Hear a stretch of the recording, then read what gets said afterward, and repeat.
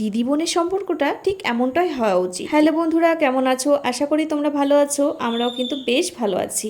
তবে এই গরমটা না জানো তো প্রচণ্ড শরীর খারাপ করে দিচ্ছে। পয়লা বৈশাখ বেশ কয়েকদিন আগে চলে গেলেও আমাদের শপিং কিন্তু এখনও কমপ্লিট হয়নি। কেন জানো?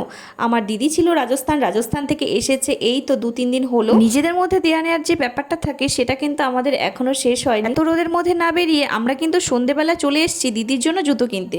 মানে এবার পয়লা বৈশাখে দিদিকে আমি জুতো গিফট করব। আমার দিদিকে নিয়ে চলে এসেছি অজন্তাতে। চলো বেথুয়ায় অজন্তায় কেমন কালেকশন আছে তোমাদের সঙ্গে একটু শেয়ার করে নিই। তবে হ্যাঁ, আমার দিদির সাথে যে শপিং করতে আসবে তার কিন্তু একদম হাল খারাপ হয়ে যাবে। কেন জানো? ওর প্রচুর কালেকশন দেখে দেখে কিনতে হবে। একটা না দুটো না 5টা 10টা দেখেও কিনবে।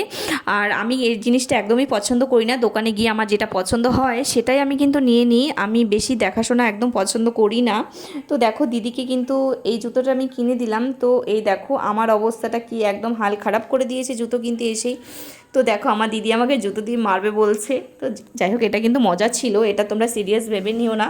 আর আমি দিদিকে বলছিলাম তুই আমাকে একটা গিফট কর। আমাদের দুই বোনের সম্পর্কটা এতটাই সুন্দর, আমাদের মধ্যে যেমন মারামারি ঝগড়া তেমনই শাসন পর্যন্ত হয়। আমার দিদি আমাকে শাসনও করে। তো চলে এসেছি আমরা সিদ্ধেশ্বরীতে মেয়ের জন্য দিদির জন্য কিছু কেনাকাটা হবে। বেথুয়াডারিতে কিছু কেনাকাটা করতে হলে আমরা সিদ্ধেশ্বরীতে আসি। দামটা একটু বেশি হলেও কোয়ালিটি কিন্তু খুবই ভালো, পরে খুব আরাম। আমি আমার বাচ্চাকে ছোট থেকে চেষ্টা করি একটু কোয়ালিটি ভালো জামা পরাতে, কেন কি গায়ে র্যাশ উঠে যায়। আমার বাচ্চা একদমই গরম সহ্য করতে পারে না। এবছর আমার মেয়ে নতুন স্কুলে ভর্তি হয়েছে, তাই বর্ষা শুরু হওয়ার আগে মেয়ের জন্য একটা রেনকোট কিনে নেওয়া যাক।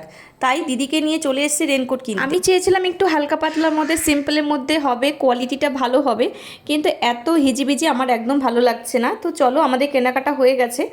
তো দিদির জন্য অনেক কিছু কিনেছি, কিন্তু সেগুলো আর ভিডিও করা হয়নি। আর এখানে চলে এসেছি আমরা বিল করতে। আমরা দুবোন যখন বাজার করতে যাই তখন বাড়িতে ঢোকার আগে কিছু না কিছু খেয়েই ঢুকি।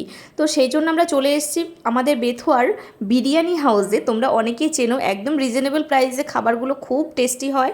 আমার তো খেতে খুব ভালো লাগে, আর বিশেষ করে আমাদের একদমই বাড়ির কাছে বা পাশে বলতে পারো। তবে আমরা যদি বাইরে খাওয়া দাওয়া করি আমার মা কিন্তু খুব রেগে যায়, কেন কি বাড়ির খাবারগুলো নষ্ট হয়ে যায়। আশা করি এরকমটা সব মায়েদের মধ্যেই হয়ে থাকে, কেন কি বাড়ির খাবারগুলো নষ্ট করতে কোনো মাই চায় না। এমন এমন দেশ আছে যেসব দেশে মানুষ খাবার পায় না, আর আমরা খাবার পেয়ে সেটা ফেলে দিই, নষ্ট করি, খাবারকে তুচ্ছ বলে মনে করি। সত্যি কথা বলতে আমাদের বাড়ির 4টে লোক, আমরা 4টে লোকে কিন্তু খাবারকে খুব সম্মান করি, কেন কি আমরা খাবার একদমই ফেলে দিই না, অপচয় একদমই পছন্দ